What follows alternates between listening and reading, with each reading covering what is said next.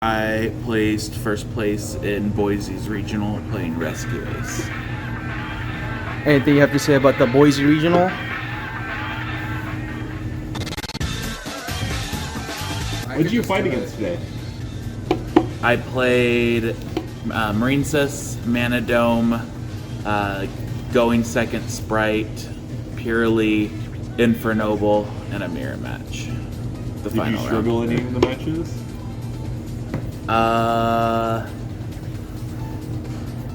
Sprite was a little rough. It's a little rough. He was main decking 3 Raigekis and 3 Dark Holes, so he just kept clearing my field. Yeah, that makes sense. Yeah, it wasn't great. It was not great. Understandable.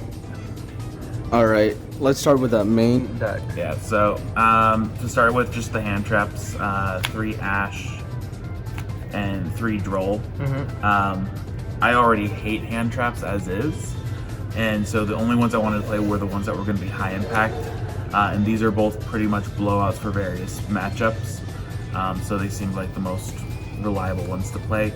Since the deck is a bunch of 1-card starters, it doesn't even matter if I draw, say, a Droll against the deck it does nothing against, or an Ash in the same way. For the Warriors, the 3 Airlifter and the 3 Impulse. I chose not to play any Monitor, so they all have the same effect that if your opponent activates a monster effect while it's on the field, you contribute this card from your hand or your field to special summon a Rescue Ace from somewhere. Airlifter summons from hand, and then Impulse summons a machine specifically from deck. Monitor is the one that ends up summoning from grave, but it just doesn't ever really come up. They have their own effects as well when they're summoned. Airlifter searches a spell, which searches emergency, which is just ridiculous. Yeah. And Impulse is honestly probably one of the best board breakers that you can ask for people who are dumb. Because you just normal summon it and you activate the effect, and basically non-targeting your opponent's monster with the highest attack can't activate its effects that turn. So a lot of times they're going to just negate that and try and destroy him, so then you just tribute him off from the field and summon and keep playing.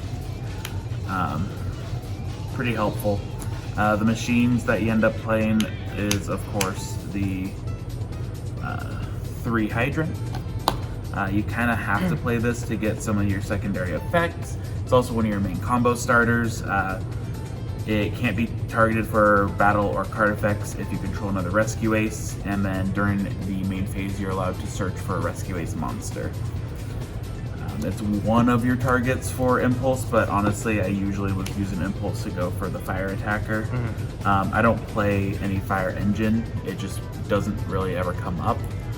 Where this is pretty nice because when your opponent activates a monster effect that's going to end up searching something, you can chain the Impulse to special summon this, and then what this does is if your opponent adds a card from their deck to their hand, you draw 2, discard 1.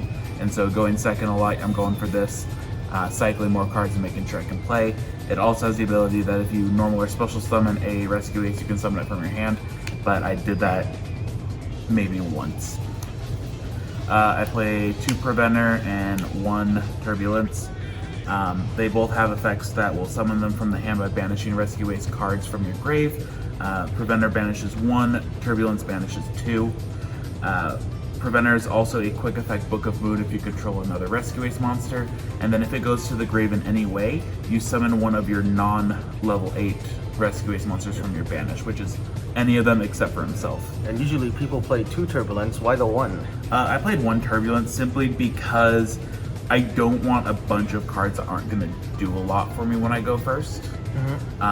And when I had the ability to take out stuff that was going to end up breaking, it allowed me to add more stuff to make sure I had the consistency to play. 1 Turbulence is all you need because you can just continue to cycle it. If it happened to get hit off the top of my deck with something like Rise Heart, oh no, oops. I'll still try and power through it, or I would probably end up losing anyway. This just made it so I didn't have to see too many of them. There were a couple times where I wish I had played a second one, but it wasn't anything towards like, man, I would have won if I played a second one. It was just, I had to think more in order to really maximize on stuff. Because you didn't have a second CR.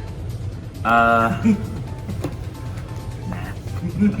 I also play one Dogeron. I play Small World as one of my main ways to get to my my airlifter, which is my starter. This was just a nice bridge to get to just about everything, and also is one that's pretty valuable to search in certain matches when you're going second. I turned off my opponent's Terahertz Dragon in the mirror match by just searching this and summoning it, which let me book a moon and everything and just continue playing. Yep. I got rid of the Marine Cess Argonaut immediately with this. Like it's just good to have a one of it. The next section is just the Rescue Ace spells and traps. I play 3 Emergency because this card is stupid. Basically, you summon a Rescue Ace from your deck, and then you tribute a Rescue Ace from either your hand or your field. And then when it's in the grave, you can banish it to set one of your Rescue Ace traps that's in the grave to your field. So it gives you a lot of recursion. It's also one of your main play starters. It's just an E-Telly for no reason at all. That's also searchable. The rest of them I all played at 1-ofs. The first one being the field spell. You could arguably play 2 of it because it's nice to be able to cycle them through. I play a different card that I use to cycle this more. This card does a lot of things. It boosts all your monsters 500 if your opponent, or all your Rescue Ace monsters if your opponent controls a monster. It gives you an additional normal summon of a Rescue Ace, and you can target 4 Rescue Ace cards that are either banished and in your grave, shuffle them into the deck and draw. So it helps you cycle through the rest of them. Thoughts on the list who don't even play the field spell? That sounds hard. Yeah. Because you only really play one of everything, and you're gonna set a bunch your turn 1, you can run out of gas really quickly, and so it's really nice to be able to do your combo, get for this, and then just continue playing. That 500 also comes up a lot where you can crash over other monsters that have like 3,000. Because of that, I only play one of all of the others. I did play Reinforced today. This card is insane. I don't understand why people stop playing it. Or I guess never even played it in the first place. Yeah, some never even played it. What this card says is one of your monsters becomes pretty much invincible for a turn. It gains 1500 attack and defense. It can't, or it's unaffected by monster effects. And the first time it would die by battle, it doesn't.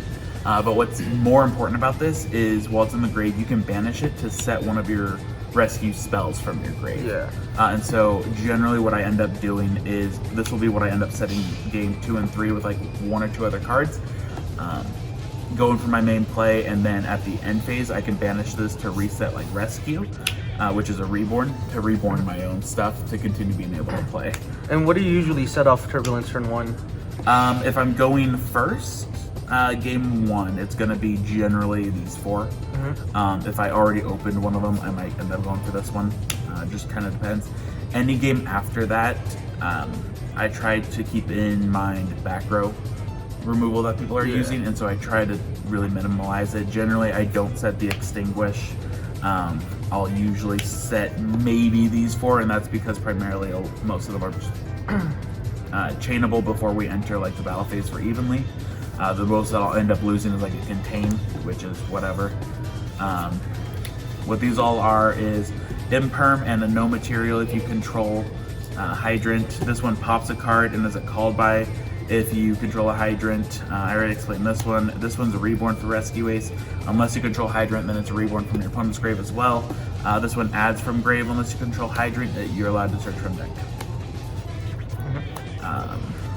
The rest is the non-engine that I end up playing.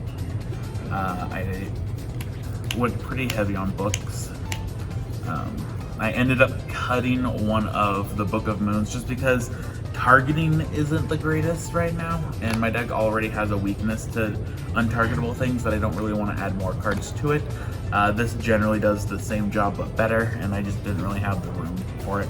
I was already sitting at 41, which was more than I wanted to be at. Did you think the third Book of Moon would ever come up today or not? I honestly cited out Book of Moon almost every time. Okay.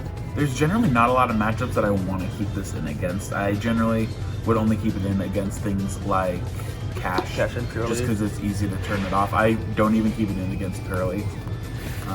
Simply because it targets, and the second that field spell goes up, I try to limit as many cards in my deck that target as possible.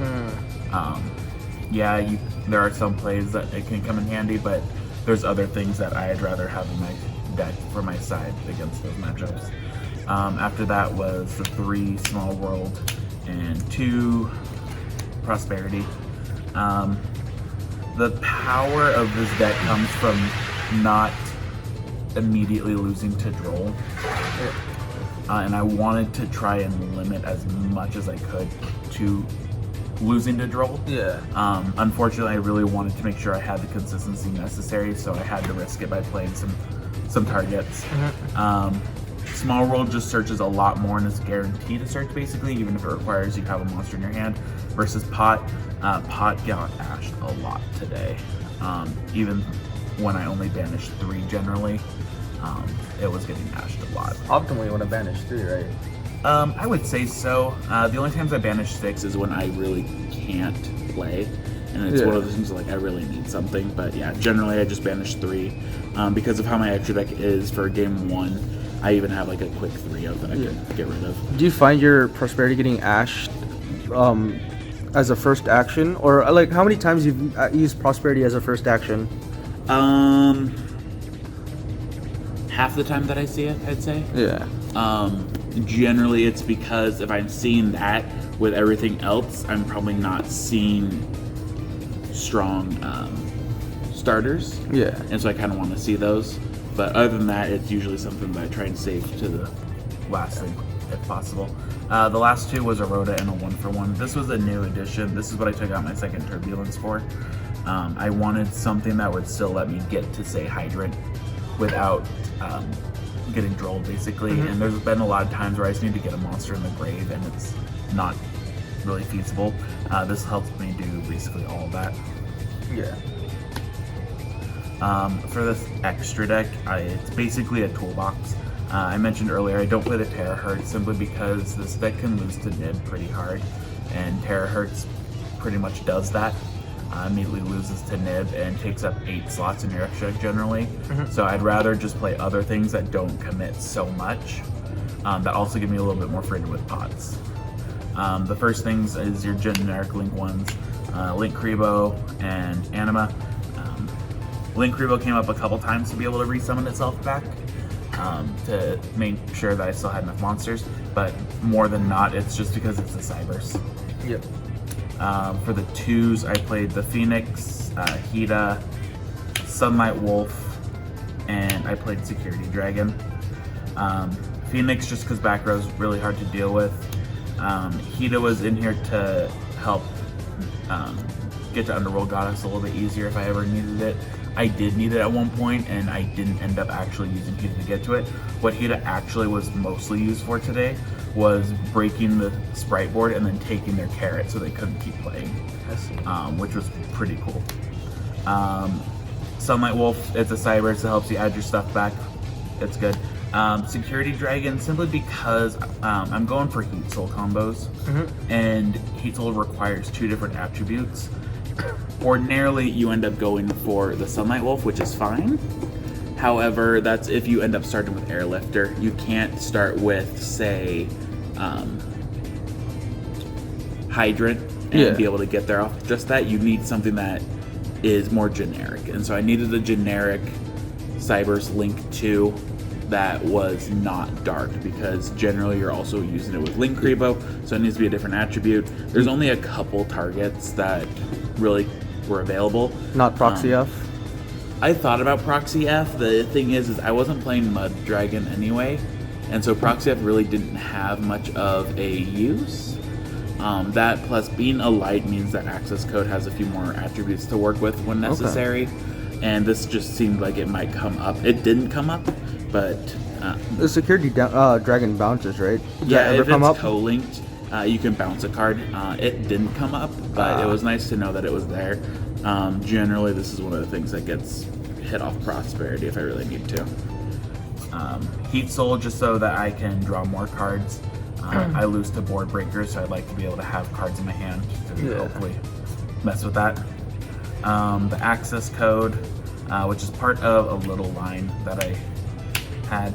I did take the idea of the Terahertz, and being able to use Reaperdocus and Link Decoder. However, I just was using it so that I could get to access code more consistently and easier. By playing this and playing a generic Link 3 Cybers, it allowed me to be able to turn any, well, Airlifter turned into 8300 OTK, but it also made it so that Hydrant was able to get into access code. I wish it wasn't a dark. Yeah. Unfortunately, literally all of the generic ones are dark. The only one that isn't is Power Code Talker, but that takes 3 monsters specifically, which kind of defeats the purpose of playing Link Decoder. And so this was just like a little mini line. It came up a few times. The reason I chose Decode instead of like Extended was because the whole being able to attack again didn't ever seem to really come up, and it seemed like a good idea to be able to have something that could protect against targeting if I really needed to. Last main one was Underworld Goddess. This is just here to deal with monsters that I can't generally get over. Towers and all that. Towers, usually I'm okay because they've started to make it to where things are either just non-affected by monster effects or what have you, with the kaiju and everything, but sometimes there's just points where I'm like, man, I really can't get over this monster, so we need to link it off. Today it was only used against the Sprite player to get rid of everything he had, push for some damage, and then put out a monster that was unaffected by things that don't target it, and so none of his Regekis or Dark Holes did anything. Neither did his tactics or all that, and so it just let me sit on this and go, cool, you're not doing anything. The last 3 are part of a side deck line I do. I play the Ibley Lock, and so part of that is the puzzle thingy. When you summon to its arrow, you declare a level from 1 to 8 and make whatever it points to that level. So you call 2. It has something where like you can pop 2 monsters on the field at the same level. That never came up. I only ever made this once and it immediately got impermed anyway. But with that, you end up going for the Gigantic to summon the Ibley, and then with the 2 Gigantic and Ibley, you make the Beat Cop, tribute the Beat Cop off so they can't really get rid of the Ibley too well, and also clears a monster for them to be able to crash it with. Do you know the reason why they improved the Puzzle Amino over anything else? He said that the puzzle is scary because it helps with a lot of combos, and he was like, well, I had to choose to either negate your puzzle and not let you combo with all that stuff, or negate your turbulence, which I at least knew where that was going, and so he's like, I'm going to negate the puzzle, which was a little unfortunate, but it let me continue to kind of do things. I don't know if that was necessarily the best choice. I would happily trade not getting this effect off in order to make sure that that would go off, but yeah, this is also my out to like evenlies.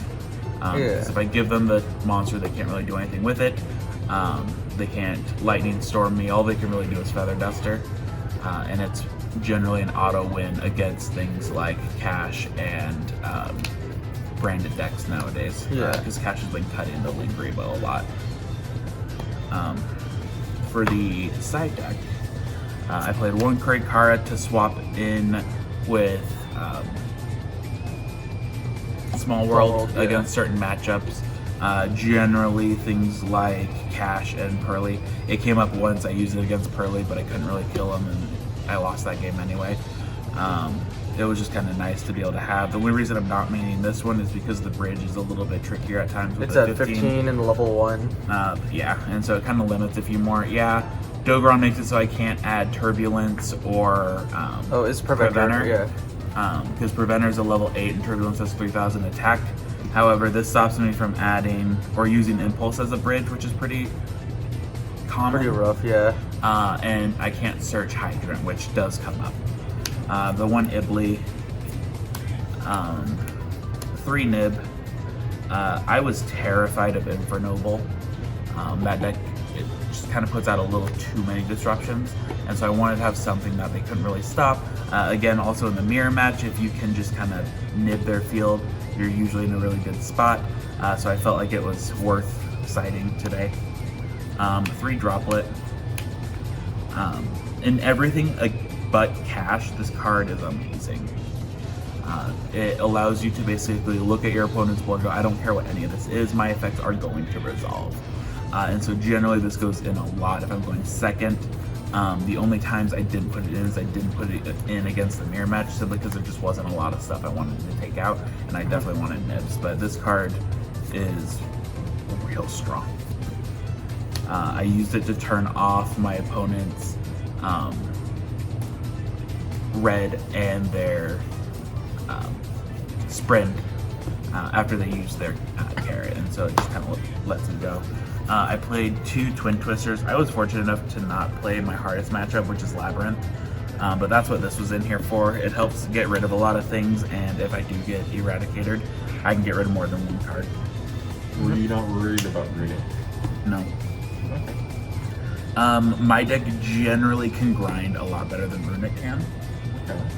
And because Runic cards also target, usually I have a lot more that I can do to dodge a lot of that. Even then, Runic relies on non-engine or non-Runic stuff to get the ball rolling, and usually this deck can do a good job at stopping that. The issue with Labyrinth is mostly the big bodies plus floodgates makes it really hard. This deck doesn't inherently have any back row removal in it, and so I wanted to make sure that I had everything I could for it. With that came the Feather Duster. I felt like this was substantial enough. I ended up taking out 3 Cosmics and putting in 2 Twin Twisters and the 3rd Nibiru for today, just because I was never seeing Nibiru at 2, and Cosmic wasn't ever relevant to be a Cosmic. It could just be a Twin Twister since everything's 1 card. The last cards were 2 Thrusts and 2 D-Barriers. It's good against the decks that it's good against. It's why I was able to beat Pearly. It's why I was able to beat Mana Dome. You just kind of go, oh no, you stopped me anyway, set 1. I don't typically lose to Droll, but when I get Drolled, it does hurt things, and so it was nice to be able to get Drolled and just go, I'm gonna set this, and you don't get a play either. But yeah, that's the deck. And now you mentioned that Lab was one of your scariest matchups. Were there any other matchups that you were not fond of playing?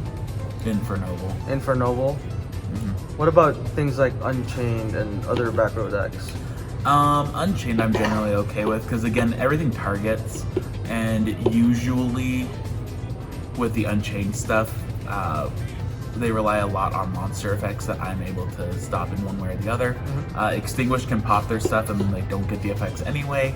I can turn off their dogs. I can make it so they can't link with things. I can kaiju the dogs, and so that really puts a limit on a lot of their stuff. It's definitely scary, but it loses to a lot of things that I was already had, like Nibiru as well. My main issue is things that don't target. I can't really dodge a lot of effects when things don't target me. Which, yeah, Infernoble, none of that stuff actually targets, unfortunately. So, yeah. Anyone else have thoughts or questions? No. All right. Any shout outs? I have to shout out. You have to? No, I'm not even gonna say Gambits. I am gonna shout out Gambits Games and Anime. They paid for me to come this weekend and promised me a stuffed Slowpoke if I could win. So that was my main drive to win. Absolutely. But I want to shout out the guy who came in 3rd, Damian Meyer. Because of how the rounds were, we were about to end with 2 undefeateds. He was X1, and one of the other undefeateds got the pair down, and he beat them, which made it to where I didn't have to fight anyone for 1st place. So shout out to him. He's the reason I was able to win without having to worry about anything else.